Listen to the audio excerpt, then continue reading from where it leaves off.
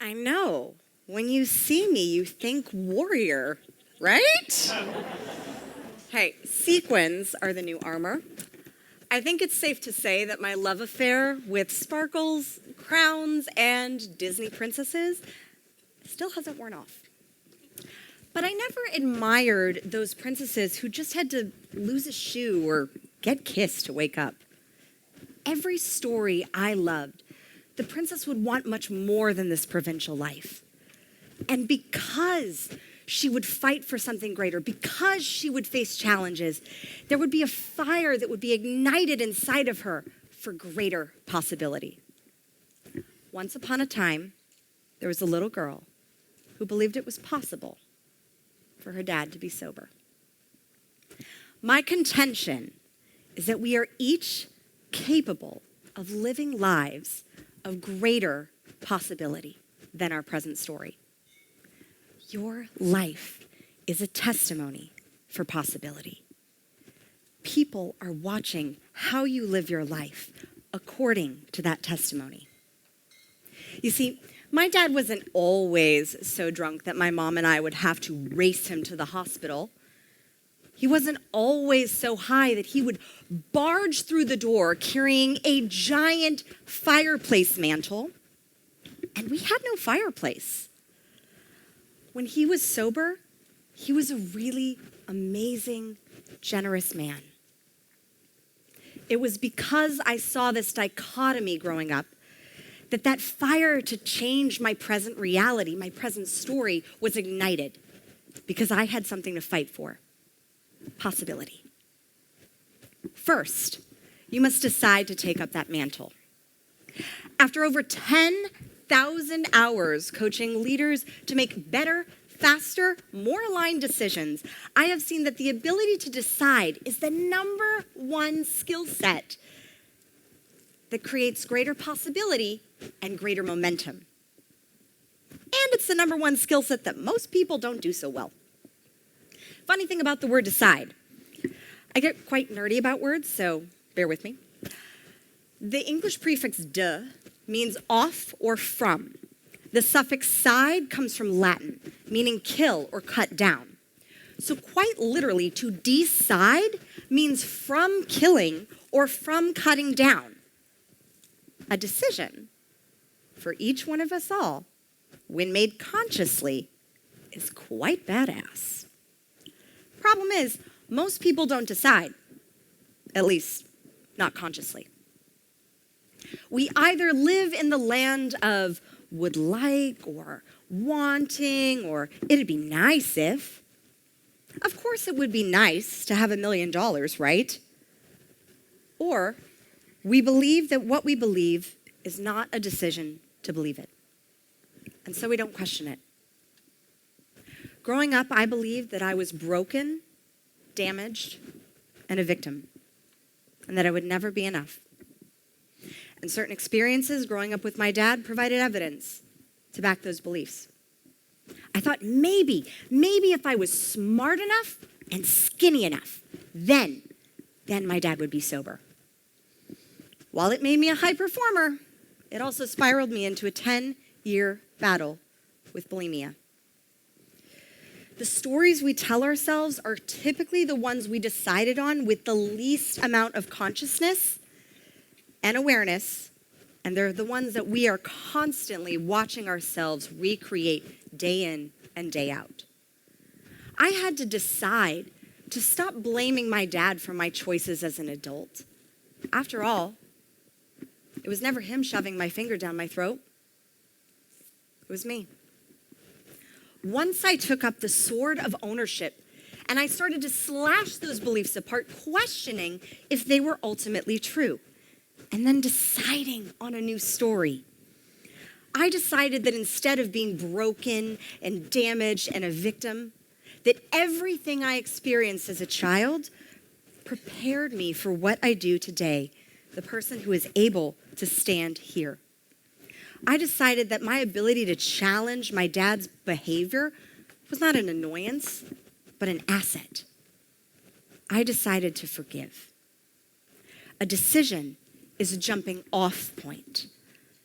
Most people think a decision is just a cause, but it's also an effect too, because a decision delivers a result. The result can be a new perspective, a new habit, a new boundary. You may not like something that happened to you in your childhood. Losing a job, getting a divorce, getting molested by your dad. It is what we decide what that experience means for us that determines the trajectory of our possibility and our life. Holocaust survivor Viktor Frankl called this the last of our human freedoms, the ability to choose one's attitude in any given set of circumstances. It is in the action of deciding who we are, how we see the world, what we want, and what is possible for our future that we cut down any other possibilities. When I staged my dad's intervention in 2016, I had decided I would not have a relationship with my dad if he was drinking anymore. I was no longer available. A true decision forges your boundary wall of what you are and what you are not available for. There's no going back from an actual decision. There is only the next decision. And that next decision was on him. And just last November, at the age of 73, he proudly declared, after 50 years of addiction, Kimmy, today is 4 years sober. His decision is a testimony that you can transform at any age. My husband and I made a pretty big decision back in March of 2020 while vacationing in beautiful Gold Coast, Australia. We decided what better time to live into our family vision and live abroad than in the midst of a global pandemic. We did it knowing we might not be able to go back, not even for a funeral. Once you decide, the next decision forges your emotional resiliency, commitment, and courage. So as we waited 8,000 miles away from our home in Los Angeles for news of improvement, while my dad was in the hospital, I had to decide. 3 months pregnant with my second child, I decided not to fly home. People said many things to me during those weeks, like, hold it together, stay strong. But honestly, though, I didn't feel very strong. I felt very raw and real and ripped open. When did we decide that being vulnerable is not a strength? That belief didn't serve my dad.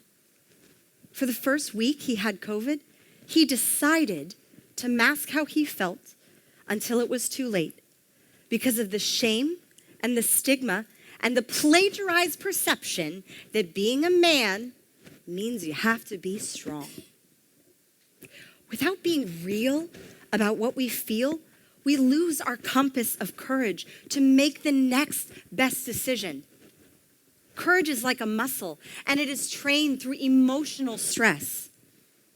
It is in these emotional experiences that you have to decide to double down on what you value or to try to escape the lesson by trying to escape the emotion.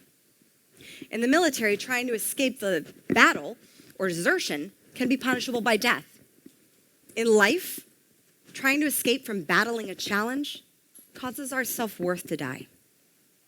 Because the one person you will never be able to escape from is yourself. Only you will know what your next courageous action is. For one, it may be holding your boundaries with your child. For another, it may be leaving your marriage or just speaking up about something that you believe in. You will know it because it brings forth the uncomfortable feelings of fear and guilt and grief and anger. That is how you grow stronger. By fully experiencing the things that bring you to your knees. For as you do, you create yourself anew. In January 2021, my dad's death did just that.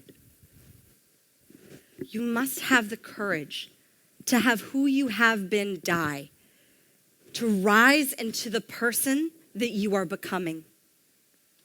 My dad had many deaths before his actual physical death in January, like the death of the alcoholic to become a grandpa. Something that never would have happened had he still been holding on to that old identity. Talk about a testimony for possibility. You will die 1,000 times if you decide to live into your full potential.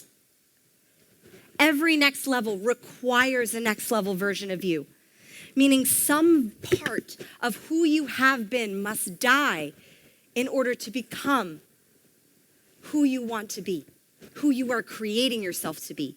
The thoughts you have thought, the habits you have had, the beliefs you have held to be true, the feelings you have felt, some of these must die in order to become anew.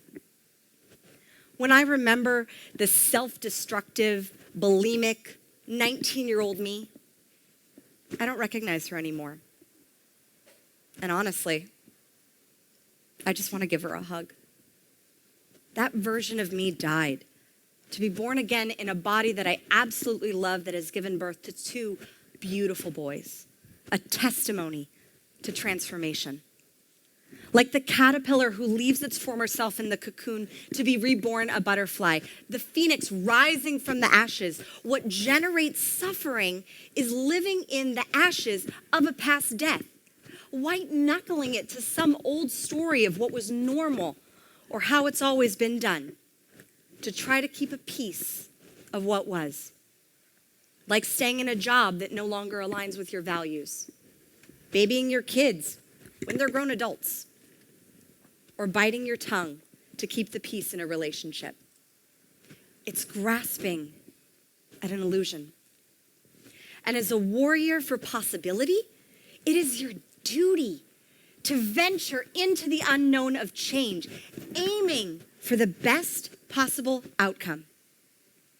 For even if you miss, you'll land among the better. So yes, a version of me died with my dad. An old identity of the hero who would swoop in to rescue him.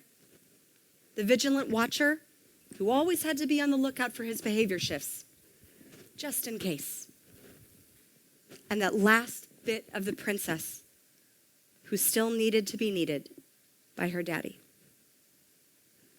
I miss my dad. But I landed among the better. For now, I am free from feeling like I have to save him. And he is free from needing to be saved. And finally at peace. On the other side of death is life. In nature, spring always follows winter. Creation always follows destruction.